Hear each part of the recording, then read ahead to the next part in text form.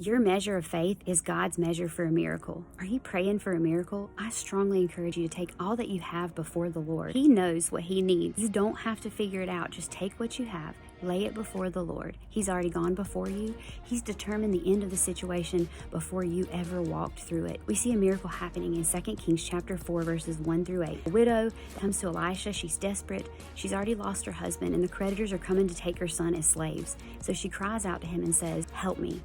I have feared the Lord." So we see that the first thing she brings is the fear of the Lord. The Bible says the fear of the Lord is the beginning of wisdom. It says that it will lengthen our days and bring us peace. So if you don't have a fear of the Lord, let's just stop there and study the fear of the Lord in the Word. We are not name it and claim it people. We know that that brings a spirit of entitlement, and God responds to a humble heart. Number 2, this lady brings a jar of oil. That's all that she had. So Elisha says, go to your friends, go to your neighbors, and gather all of their jars. So I want to ask you, who is in your corner?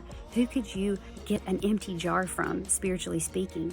So she brings all of the jars. Her sons help her gather them. They close the door and go in, and she begins to pour oil. And the Lord makes this a bottomless jar of oil. So she pours and pours, and it says when there was no vessels left, the oil stopped. So bring what you have, as much as you have. The Lord will fill you up. Ephesians 3:20 says He is able to do exceedingly abundantly above all that we ask or think, according to His power that works in us.